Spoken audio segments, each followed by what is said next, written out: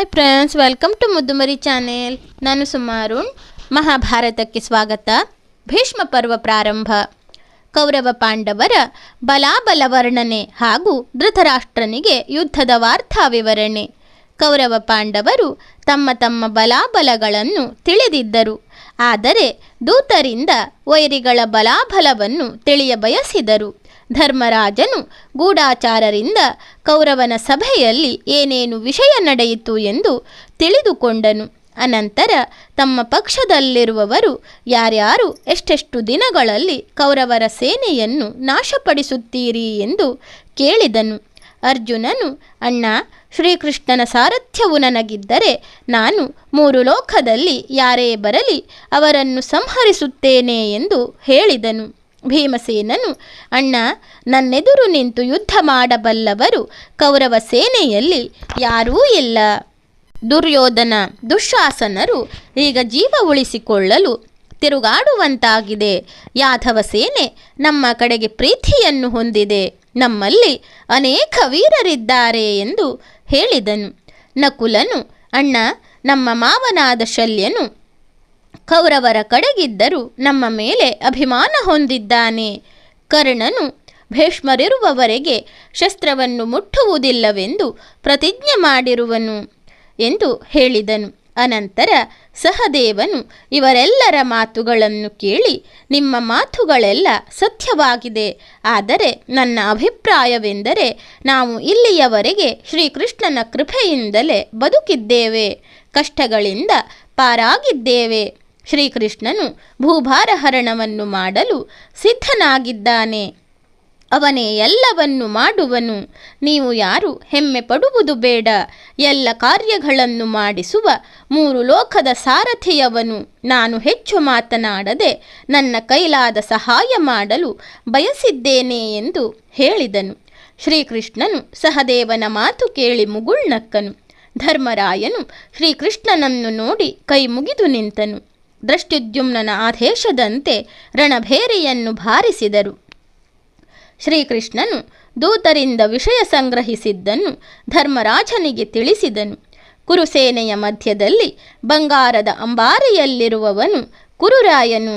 ಕುರುಕ್ಷೇತ್ರ ಯುದ್ಧದಲ್ಲಿ ಅವನೇ ಮುಖ್ಯನಾದವನು. ಅವನ ಬಲಭಾಗದಲ್ಲಿ ಕಳಸಗಳಿರುವ ರಥದಲ್ಲಿದ್ದವನು ದುಶ್ಯಾಸನನು. ಅವನ ಬಲಭಾಗದಲ್ಲಿ ಅಶ್ವಾರೋಹಿಗಳಾಗಿ ಉಳಿದ ಕೌರವರು ನಿಂತಿರುವರು. ಅವರ ಪಕ್ಕದಲ್ಲಿ ಲಕ್ಷ್ಮಣ ಮುಂತಾದ 100 ಕೌರವರ ಕುಮಾರರಿರುವರು. ಕುರುರಾಯನ ಮುಂದೆ ನಿಂತವನು ಸೇನಾಧಿಪತಿ ಭೀಷ್ಮರು.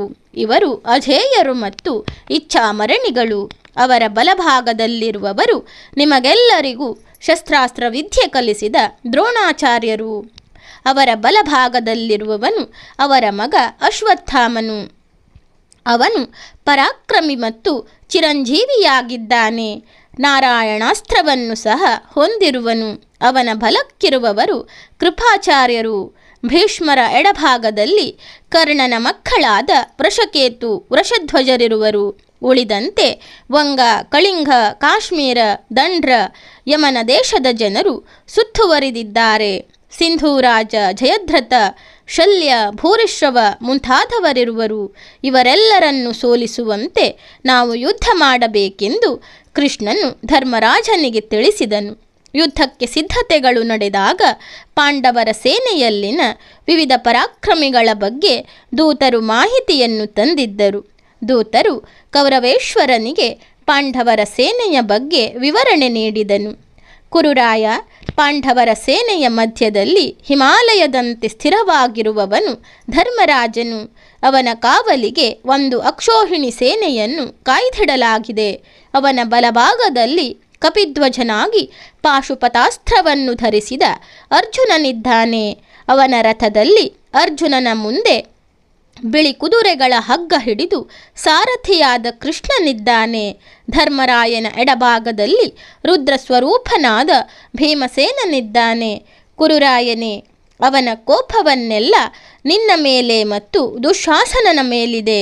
ಇವನ ಎಡಕ್ಕೆ ಹಿಡಿಂಬಿಯ ಮಗನಾದ ಘಟೋತ್ಕಜನಿದ್ದಾನೆ. ಇವನು ಮಾಯಾಯುದ್ಧ ನಿಪುಣನು. ಅರ್ಜುನನ ಬಲಭಾಗದಲ್ಲಿರುವವನು ಸುಭದ್ರೆಯ ಮಗ ಅಭಿಮನ್ಯು. ಧರ್ಮರಾಜನ ಬೆಂಗಾವಲಿಗಾಗಿ ಸಾತ್ಯಕಿ ಇರುವನು. ಬಲರಾಮನಲ್ಲಿ ಗದಾವಿದ್ಯೆ ಕಲಿತವನು. ಧರ್ಮರಾಜನ ಮುಂದೆ ಇದ್ದವನು ದೃಷ್ಟದ್ಯುಮ್ನನು. ದೃಪದರಾಜನ ಪುತ್ರನು. ಪಾಂಡವ ಸೇನೆಯ ಸೇನಾಪತಿಯಾಗಿರುವನು. ಅವನ ಬಲಭಾಗದಲ್ಲಿದ್ದವನು ವಿರಾಟರಾಜನ ಕುಮಾರ ಉತ್ತರನು. ಗೋಗ್ರಹಣ ಕಾಲದಲ್ಲಿ ನಿಮ್ಮೆಲ್ಲರ ವಸ್ತ್ರಗಳನ್ನು ಕೊಂಡೊಯ್ದವನು. ಅಲ್ಲದೆ ನಕುಲ, ಸಹದೇವ, ಶಿಖಂಡಿ, ವಿರಾಟ ಮುಂತಾದ ವೀರರಿದ್ದಾರೆ. ಒಟ್ಟು 7 ಅಕ್ಷೋಹಿಣಿ ಸೇನೆ ಇದೆ. ನಾವು ಜಾಗ್ರತೆಯಿಂದಲೇ ಯುದ್ಧ ಮಾಡಬೇಕೆಂದು ಹೇಳಿ ದೂತರು ಹೊರಟು ಹೋದರು. ಕುರು ಪಾಂಡವರು ಯುದ್ಧ ಮಾಡುವುದನ್ನು ಧೃತರಾಷ್ಟ್ರನು ನೋಡಲು ಬಯಸಿದನು. ಆದರೆ ಅವನು ಕುರುಡನಾದ್ದರಿಂದ ಏನು ಮಾಡಬೇಕೆಂದು ಚಿಂತೆಗೊಳಗಾದಾಗ ವೇದವ್ಯಾಸರು ಅಲ್ಲಿಗೆ ಆಗಮಿಸಿದರು. ಅವರು ಸಂಜಯನಿಗೆ ದಿವ್ಯ ದೃಷ್ಟಿಯನ್ನು ಕೊಟ್ಟು ಕುರುಕ್ಷೇತ್ರ ರಣಭೂಮಿಯಲ್ಲಿ ನಡೆಯುವ ಎಲ್ಲ ಘಟನೆಗಳನ್ನು ಸಂಜಯನಿಗೆ ಕಾಣುವಂತೆ ಅನುಗ್ರಹಿಸಿದರು. ಇದರಿಂದಾಗಿ ಸಂಜಯನು ಧೃತರಾಷ್ಟ್ರನಿಗೆ ಕುರುಕ್ಷೇತ್ರದಲ್ಲಿ ನಡೆಯುವ ಎಲ್ಲ ಘಟನೆಗಳ ವಿವರಗಳನ್ನು ನೋಡಿ ಹೇಳತೊಡಗಿದನು. ಮಹಾಭಾರತ ಯುದ್ಧ ನಡೆದ ವಿಷಯ ಸಂಜಯನು ಧೃತರಾಷ್ಟ್ರನಿಗೆ ಹೇಳಿದ ರೀತಿಯಲ್ಲಿಯೇ ರಚಿತವಾಗಿದೆ. ಧನ್ಯವಾದಗಳು ಸ್ನೇಹಿತರೆ. ನನ್ನ ವಿಡಿಯೋಗಳೆಲ್ಲ ನಿಮಗೆ ಇಷ್ಟವಾಗ್ತಾ ಇದ್ದರೆ ನನ್ನ ಮುದ್ದುಮರಿ ಚಾನಲನ್ನು ಸಬ್ಸ್ಕ್ರೈಬ್ ಮಾಡದೆ ನೋಡ್ತಾ ಇರುವವರು ದಯವಿಟ್ಟು ಸಬ್ಸ್ಕ್ರೈಬ್ ಮಾಡಿ, ಆಲ್ ಅಂತ ಸೆಲೆಕ್ಟ್ ಮಾಡ್ಕೊಳ್ಳಿ, ಶೇರ್ ಮಾಡಿ, ಲೈಕ್ ಮಾಡಿ, ಕಮೆಂಟ್ ಮಾಡಿ.